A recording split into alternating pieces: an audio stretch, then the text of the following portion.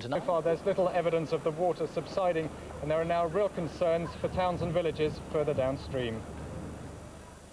Shrewsbury is almost marooned. Most of the roads have been cut off. On this side of the town, a boardwalk provides the only access. Water levels on the River Severn, already swollen by several days of flooding, have been rising throughout the night and for most of the morning. Homes, businesses and offices are waterlogged. I've lived here for about 15 years, and it's always been, you know, you get the odd flood every now and again where it sort of laps the bottom of the door frame, but not this bad, no. This is incredible. The Shropshire Wildlife Trust has just spent £25,000 of lottery money refurbishing its headquarters. The floods came in before the paint was even dry.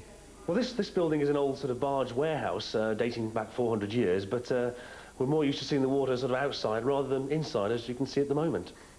Several emergency shelters have been set up, staffed by volunteers. So far, they haven't been needed.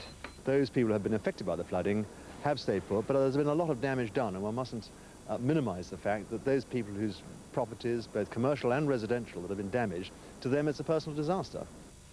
To the west of Shrewsbury, rescue crews have been trying to reach the village of Melverley, cut off since yesterday.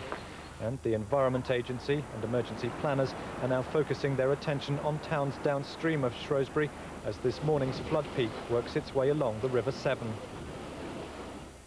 This lunchtime there are still 7 red flood warnings on the River Severn. I'm joined now by Bob Harvey from the Environment Agency. Bob Harvey, have we seen the worst of things here at Shrewsbury now? As far as Shrewsbury is concerned, we're in the middle of the peak at the moment. The river is running about 5 metres on the gauge. That's something like 13 feet above normal winter level. It is now moving further downstream. We've had 4 or 5 days of flooding. Can we cope with any more as this second peak actually moves down the Severn? It is going to move down and we can cope. We've been liaising extensively with the emergency services. We've been inputting into the emergency plans for Shropshire's villages and towns. It's in Shrewsbury at the moment. It's going to be moving on through Ironbridge tonight, into Bridge North tomorrow, and then on into Bewdley the day after that. Now the main problem seems to be the water coming from the Welsh hills. We understand that there is more rain on its way there, so presumably we could see even worse going up to the weekend. Well, the weather forecast for the weekend is certainly not particularly kind to us, but we're hoping that between now and the weekend that the river levels will drop. The rainfall levels that fall on mid-Wales take another 2 days to come down to here, so we're hoping that it's not going to be worse than the situation at the moment. Bob Harvey from the Environment Agency, thank you very much indeed. For now, from Shrewsbury, back to the studio. And heavy flooding is also continuing to cause problems across Wales. Several roads and railway lines in mid-Wales are blocked, and in Aberfan in South Wales, some families are still unable to move back home after recent flood damage. They were forced to move into a local community centre nearly a week ago. Well, our Wales correspondent, Wira Davis, is on the banks of the River Usk at Abergavenny, where warnings of severe flooding are still in force. What's the situation there, Wira? Well, as you can see, we've had a welcome break in the weather for the time being, but here on the Usk, the river is heavily swollen. It's been a similar situation in rivers across Wales, South Wales and West Wales in particular for the last week, and towns like Aberfan, other valleys towns have been severely hit, and it's been a story like this across Wales, and it's only going to get worse, we think. Yes, is the forecast bad?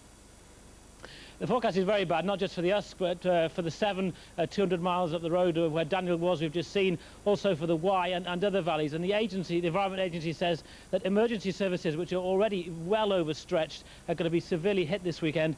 And I think if I was to be stood in this position in 2 days' time, I'd be up to my neck in water. Wira Davis on the River Usk. Many thanks.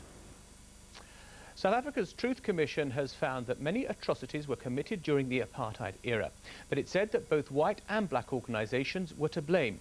Its report, which was released this morning after a 2.5-year inquiry, says the former President P.W. Botha, Winnie Mandela, the Inkatha chief Mangosuthu Buthelezi and the ruling African National Congress Party were all guilty of gross violations of human rights. Our correspondent Jane Stanley is in the capital, Pretoria. The Truth Commission's report is damning of all parties involved in the violent years of apartheid, and the parties themselves are extremely critical of the Commission's work. Many have boycotted the official ceremony marking the handover of the report to President Mandela, and the ANC itself battled in the courts to the 11th hour to try to prevent the report's release.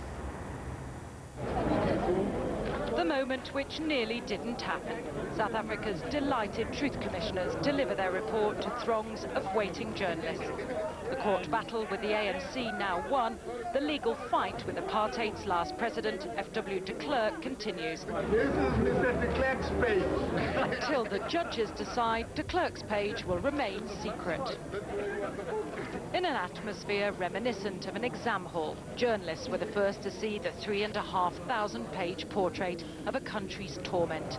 Buried here are verdicts of guilty of human rights abuses for the ANC, for Winnie Madikizela Mandela, for the apartheid regime. Earlier, while the fate of the report had hung in the balance, the tensions and emotions it's generating broke through. I'm devastated. I'm devastated. Archbishop Desmond Tutu called the ANC tyrants for trying to stop their crimes becoming public.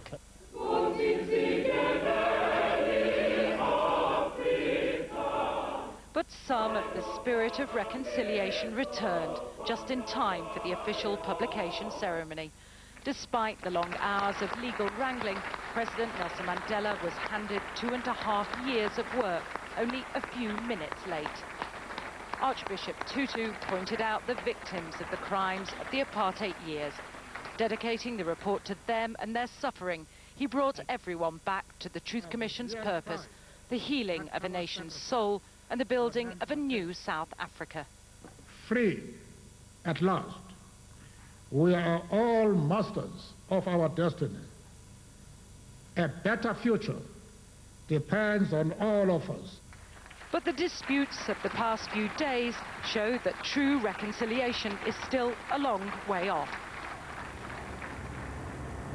These findings and the other volumes will now go on public sale across South Africa. They'll be followed by a condensed version and even comic book editions to make sure the report's findings are accessible to all South Africans. John.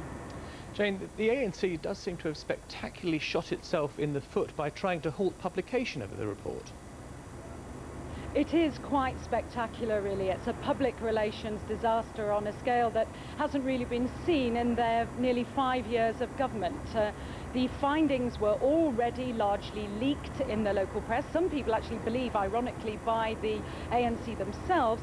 And actually, by taking the papers to court to try to block the publication of the report, all the findings against them went into the public domain in the early hours of this morning anyway. So quite an astonishing blunder that really is making people think, what is this government doing?